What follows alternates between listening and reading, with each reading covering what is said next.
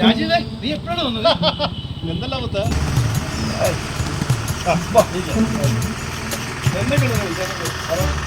അല്ല രാജീവേ, നീ ഇപ്പൊ എവിടെയാ?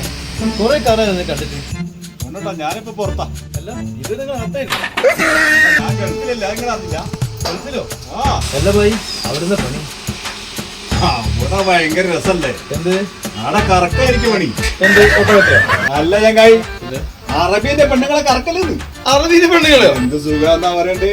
ഒന്നുമില്ല, അറബിന്റെ വണ്ടി എടുക്കുക, ഓരോ ആ സാധനങ്ങളൊക്കെ വാങ്ങാനൊക്കെ പോവാ, അവിടെ കൊണ്ടുപോവുക, ടെക്നേഴ്സ് കൊണ്ടുപോവുക, ഷോപ്പിംഗ് മാളിൽ പോവാ, ഒന്നിങ്ങനെ കറക്കിയിട്ട് വീട്ടിൽ കൊണ്ടൊക്കെ വണ്ടി. അല്ല മോനെ, ഇനിയിപ്പോ അങ്ങോട്ട് പോകേണ്ടി വരില്ല അല്ലേ?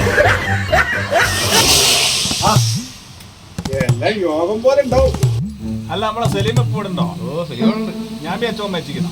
മരിക്കാനോ? പത്ത് വായ പോകേണ്ടി.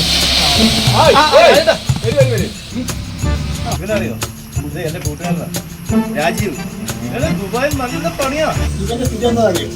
ഇവന്റെ ഭാര്യ ഇവിടെ സുഖമില്ലാതെ പറഞ്ഞിട്ട് പലതവണ വിളിച്ചിട്ട് ഇവൻ വന്നില്ല.